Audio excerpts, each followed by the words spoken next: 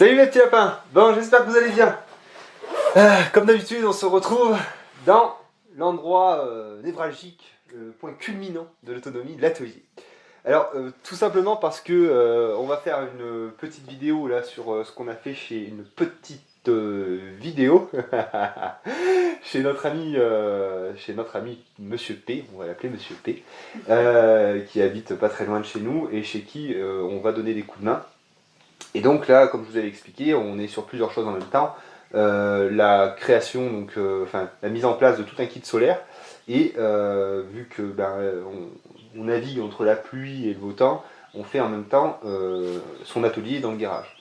Donc on va vous montrer tout ça. Juste avant une petite annonce. Donc ce soir, on fait un live donc, avec Aurélia de la chaîne French Homestead.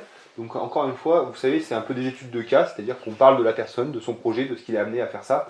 Et donc je pense que ça permet de voir différents profils et de parler à différents styles de personnes.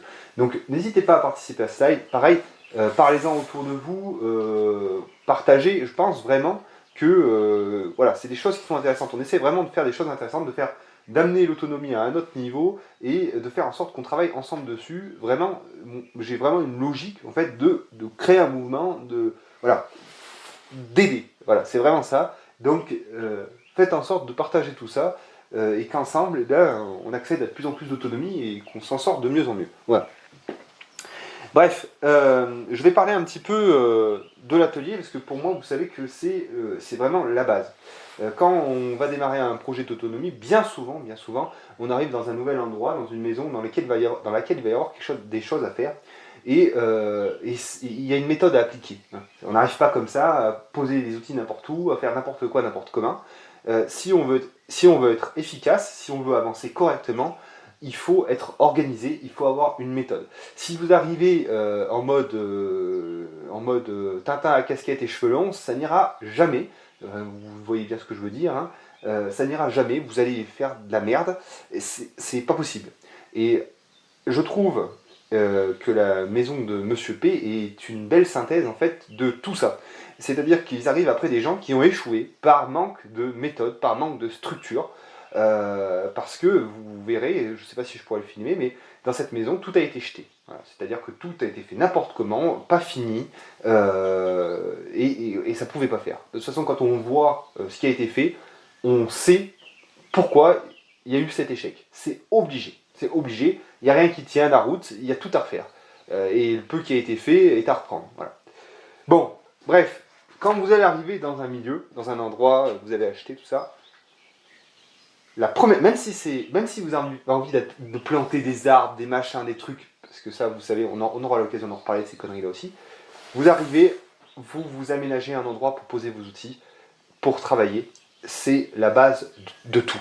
Si cet endroit n'est pas existant, montez-vous une petite cabane de jardin, c'est un exercice, un très bon exercice, qui vous permettra d'être meilleur sur la suite des travaux, mais vraiment, faites-vous un atelier et vous n'êtes pas obligé de faire un truc immense. Hein. Vous voyez, vous faites simplement un établi, un étau, hein, après voilà, une plaque de manière à ranger un peu vos outils, et puis des rangements quelconques, hein, voilà, au maximum avec de la récup évidemment. Et puis là on peut commencer. Il y a des étagères pour ranger les caisses, tout ça. Et là on peut commencer. Voilà, nous, c'est la première chose qu'on a fait. On est arrivé ici, on a aménagé cet atelier de manière en fait à ce que notre chantier ne soit pas notre atelier. C'est-à-dire que on travaillait là-bas, on rangeait nos outils ici. Enfin, voilà, je veux dire, on n'avait pas tous les outils sur le chantier. Ceux dont on n'avait pas besoin venaient ici. Comme ça, on avait un chantier net, propre à chaque fois, facile à nettoyer, et on travaillait dans de bonnes conditions. Et ça, c'est important déjà pour être efficace, mais aussi important en termes de sécurité. Parce que quand vous êtes dans un chantier où vous butez sur tout le temps, déjà vous perdez un temps fou, vous cherchez vos outils tout le temps, c'est difficile nerveusement, et c'est là que l'accident arrive. Donc, je vous dis pas ça parce que je suis maniaco-dépressif, je vous dis ça parce que ça fait ses preuves. Voilà. Donc, moi je vous le dis clairement, vous attaquez un projet d'autonomie qui est un projet global, qui est un projet de vie.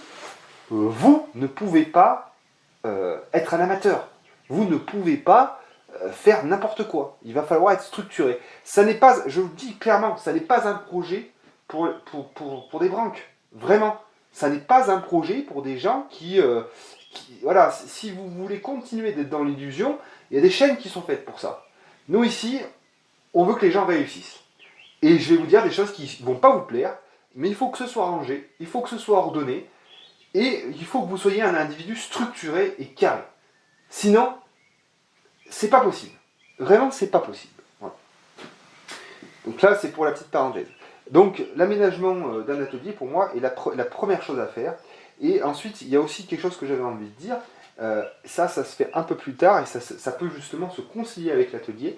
Je parle de permaculture sur cette chaîne, même si ça gêne certains. Je parle de permaculture, et la permaculture, elle s'intéresse en fait à tous les éléments que sont l'habitat, le potager, le verre, et à l'interaction de tout ça. Elle s'intéresse à tout ça. Et on peut voir dans certains ouvrages de permaculture qu'ils parlent de la fameuse cuisine d'été. Alors ça, c'est un truc de toute façon que tous vos grands-parents avaient. Hein, c'était une petite cuisine, même le père d'Agnès a ça dans son garage. Et c'est l'endroit en fait où on va faire tout ce qui va être... Alors on a une petite gazinière, un petit point d'eau. Et en fait, c'est ce qui permet de faire le tampon entre l'extérieur et vraiment le domicile. Donc ça, en fait, ça vous permet de ne pas salir l'intérieur, ça vous permet vraiment de faire de la cuisine, de la grosse cuisine, ou de la plumerie, ou de la conserve et tout, sans vous poser trop de questions, sans avoir enlevé les chaussures tout le temps. Voilà. Et ça, c'est vraiment... nous, on voit vraiment que ça va être indispensable. Donc cet espace-là, nous, dans le meilleur des cas, à la fin, deviendra un atelier de transformation, une cuisine d'été, pour assurer, en fait, c'est-à-dire que vous arrivez avec votre... Concrètement, hein, parce qu'il ne faut pas que ce soit... Moi, il faut que ce soit concret. Vous arrivez avec votre panier de légumes dégueulasse, voilà. C'est pas que vous arrivez en plein milieu de la maison avec votre machin, vous dégueulassez tout, non. Vous arrivez dans votre garage, dans votre cuisine d'été, vous posez ça, là, paf.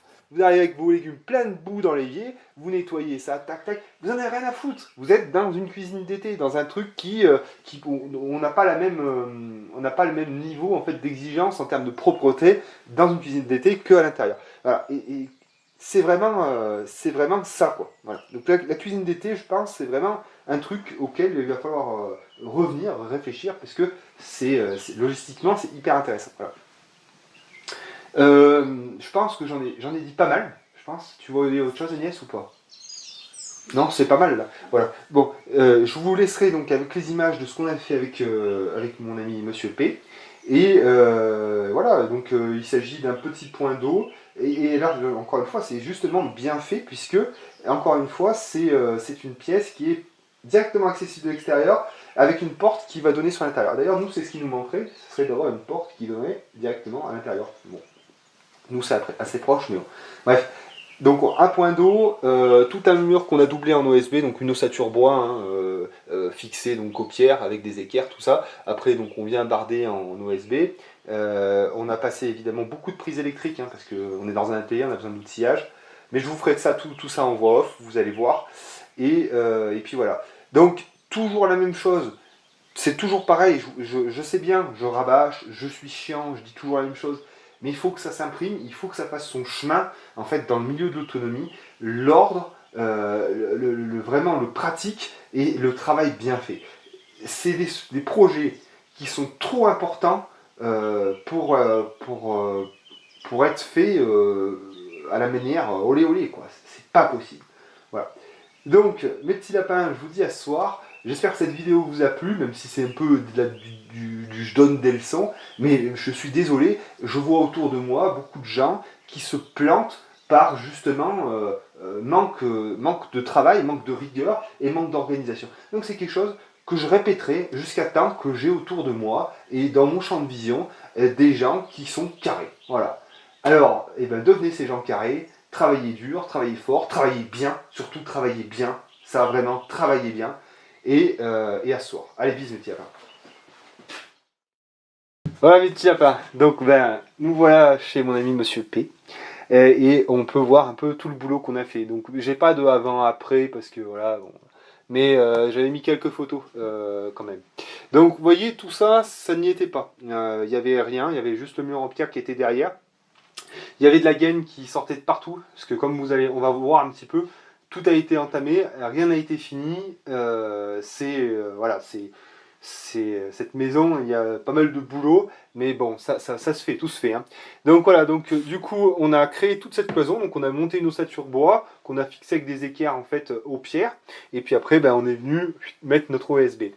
Ce qu'on a bien pris le temps de faire, c'est de faire passer du câble de manière à alimenter plusieurs prises. Donc là, on a une prise double ici et une prise double là. Donc on les a mis vraiment parce que bon, il y a le touret, il y a la perceuse à colonne, enfin voilà.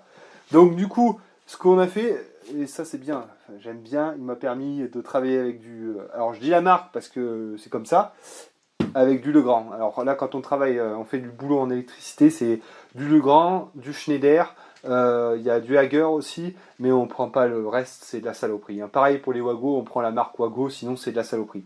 Ah oui, mais c'est comme ça, hein. Voilà, donc bon. Donc cette cloison, passer de l'électricité derrière pour alimenter tous les l'outillage.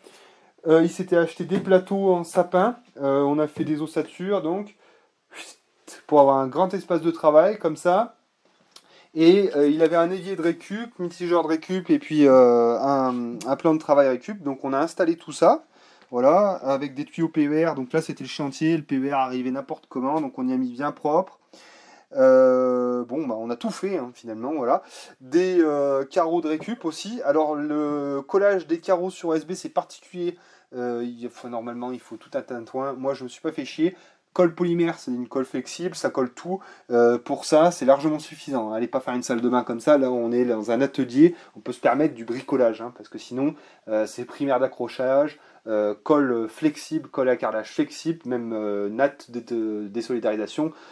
On n'est pas du tout dans ce délire. On est dans un atelier, donc colle polymère. On a fait donc les joints aussi au polymère. Il n'y avait pas non plus d'électricité. En fait, si vous voulez, le jus arrivait dans une boîte. On a une boîte de dérivation qui est en bas, une autre boîte là-bas. Le jus arrivait là et après il a fallu le dispatcher. Et puis, enfin bon, il y avait un bordel pas possible. Bref, du coup, on a pu installer donc deux néons ici et là et avec un système de va-et-vient. Donc là, pareil. Hein, bon, après tout ça, le câblage, c'est pas compliqué, mais faut juste s'appliquer quoi, voilà. Donc avec un va-et-vient ici et un va-et-vient là. Voilà. Tac. Donc ça nous a permis de revoir toute l'électricité de cette pièce là, de remettre tout bien comme il faut, impeccable. On a investi le lieu, il a rangé. Hein? Bon. Ouais. Mon ami Monsieur P a investi le lieu et donc du coup bon il a mis ses outils comme il l'entendait. Là vous voyez on a réutilisé des rails placo. Ce sont des rails placo en fait hein, qui sont vissés dans le mur et qui permettent hop de mettre les petites cléettes. Donc ça s'achète mais bon déjà on n'avait pas envie d'en acheter, on avait des rails, pof on a fait ça, impeccable. Et puis voilà, donc un bon petit atelier. Donc comme j'explique, hein, c'est la base pour commencer à travailler sur sa rénovation, sur son projet d'autonomie. C'est la base. On commence par ça et après le reste suit parce que on a de l'espace pour travailler, on a les outils à disposition. On va vous montrer un petit peu. Il m'a permis de vous montrer un petit peu. Donc là c'est pareil, donc du coup on gagne du terrain, on a commencé l'atelier, maintenant on commence à aller dans la maison et à reprendre les choses qui sont à reprendre. Donc là ici, pareil, on a fait un va-et-vient, il n'y avait pas d'éclairage, donc on a fait un va-et-vient ici et là, hein, à l'entrée et à la sortie de la pièce. Donc là, très bon matériel, c'est du Schneider, par rapport au Plexo Legrand, franchement c'est vraiment top quoi, et un peu moins cher d'ailleurs, et franchement j'en suis très content. Très bon matériel à travailler.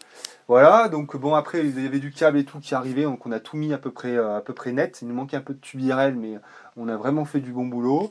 On a mis pareil une réglette LED ici, hein, puisqu'il n'y avait rien d'existant. En fait si vous voulez c'était une jungle, quoi. Il y avait des câbles qui venaient de partout avec un bordel pas possible. Et puis pareil en plomberie c'était tout jeté, donc là c'est un plombier qui a fait du très bon travail. Gros ballon à vessie de 200 litres, hein, il y a un forage.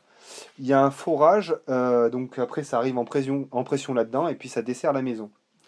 Le chauffe-eau était là, il l'a mis à l'intérieur de la maison, puisque la maison est plus chaude, donc il va se mettre normalement moins en route. Hein, donc ça c'est une très bonne idée d'optimisation. Voilà, donc ce qu'on peut dire de cette pièce un peu technique. Voilà. Donc, pour vous montrer un peu je parlais en début de vidéo justement du travail de Sagouin. On va en voir quelques exemples. Vous voyez déjà, la mousse polyuréthane, en fait, c'était leur mortier un peu. C'est-à-dire partout où il y a des trous, ils ont mis de la mousse polyuréthane, donc c'est vraiment du boulot de chien. Là, vous voyez, alors on va y régler tous ces problèmes. Hein. Mais bon, là, mur en Cyporex, voilà, c'est posé, on se demande s'ils connaissent la colle. Là, ils ont mis un toilette. Ils ont mis un toilette dont l'évacuation n'a pas suffisamment de pente, donc ça va pas. Ils ont essayé de le surélever n'importe comment. Enfin bref. Tout ça, ça va sauter, hein, de toute façon, quand on aura un moment. On va enlever ce cadre qu'on peut dire posé, qui a été, ouais, hein, j'en sais rien. Cette cloison, pareil, on va y virer, comme ça, il y aura toute une pièce qui fera tampon entre le garage et la maison, et ça permettra de stocker le bois et d'avoir le bois vraiment tout de suite accessible, quoi. Bref, en fait, c'est tout. Voilà, c'est pour que ce soit pratique au quotidien, hein, tout simplement. Voilà, donc on a bien travaillé là-dessus. Alors il y avait autre chose, hein, je pars un peu dans tous les sens, mais moi je trouve qui sont de très bons exemples, de comment on va entamer un projet d'autonomie. Déjà, ils ont fait l'acquisition d'un container dans lequel ils vont stocker la totalité des matériaux qui leur servent pour la rénovation. Donc ça, c'est une très très bonne idée. Comme ça, on va se servir dans les matériaux là-bas et on ne stocke pas dans le lieu où on travaille. Donc ça, moi, je trouve que c'est une très très bonne idée. Avoir un espace de stockage matériaux pour conserver son atelier fonctionnel. Et puis, je sais plus ce que je voulais dire d'autre, mais bon, voilà.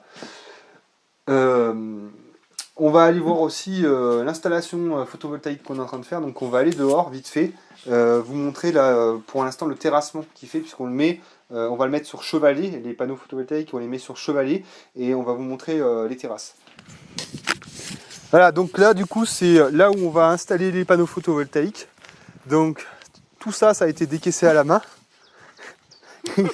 Ils sont dingos. Donc voilà, tout ça, ça a été décaissé à la main. Petit mur en pierre sèche pour que ce soit bien propre et que ça soutienne.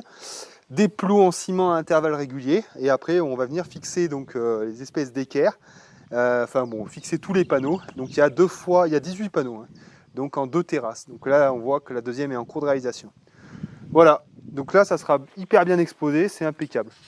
Voilà. Donc déjà pour l'extérieur. Et puis, je voulais vous montrer aussi un dernier. Voilà. Donc voilà, voilà, moi là, je trouve la suite logique de aménagement de l'atelier et ensuite bricolage comme cela, c'est vraiment le top parce que on va s'entraîner sur des choses qui, voilà, c'est pas, si on rate un atelier, c'est pas comme si on rate une cuisine, quoi. Donc ça fait de l'entraînement. Donc voilà, donc ça c'est un toilette sèche qu'il a réalisé avec des croûtes de bois, une ossature et tout, c'est vraiment super sympa. Un petit coup de rabot, mais c'est pas méchant. Voilà, donc c'est plutôt sympa, Agnès va filmer. Donc ouais, c'est le genre de truc, c'est bien de commencer par ça, quoi. On se fait la main, on commence à se familiariser avec les outils.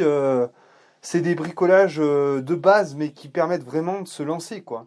Donc commencez par ça avant de commencer votre baraque, vous vous ferez la main, quoi, finalement. Voilà. C'est tout bon ? Mais il y a même prévu les porte-manteaux et tout. Ouais, carrément. Le porte-rouleau aussi. Bon, on va finir, je vais vous montrer.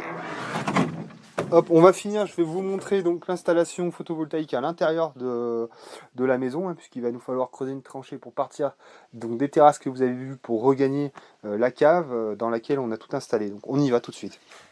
Voilà, donc ça c'est le premier chantier qu'on a commencé, donc il nous reste à finaliser, hein, comme je vous l'ai expliqué.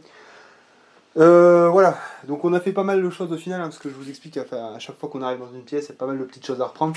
Donc on a presque commencé par se mettre de l'éclairage. Donc là on a un grand néon, hein. On a commencé par ça pour pouvoir travailler dans de bonnes conditions, avec de la lumière, c'est vachement important. Et on a fait un doublage en placo feu.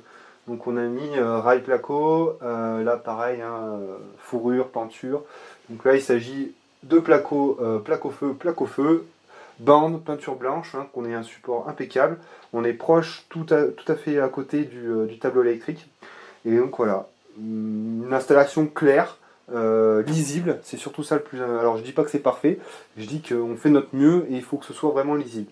Voilà, donc là c'est une belle installation solaire, hein. On a 2 WKS et on a donc 5 batteries. Donc là c'est vraiment une très très belle installation, ça va donner, hein. Là il n'y aura pas de souci, il y aura pas de souci en termes de production électrique, hein. Voilà. Donc voilà, moi, tous ces chantiers, c'est en même temps c'est de l'entraide, mais c'est aussi beaucoup de plaisir, hein. Ouais, on fait jamais les choses de manière tout à fait désintéressée, hein, faut pas être fou. C'est que moi je prends énormément de plaisir à faire ces choses-là, puis je prends énormément de plaisir à donner un coup de main, quoi. Voilà, donc voilà pour tout ça. Donc je trouvais que c'était un bel exemple en fait d'un projet d'autonomie qui démarre très bien. Et puis c'est tout. Donc ben je vous dis à ce soir. N'hésitez pas à vous abonner, à mettre un pouce bleu si vous avez apprécié la vidéo, et à plus tard les petits copains. Allez, salut.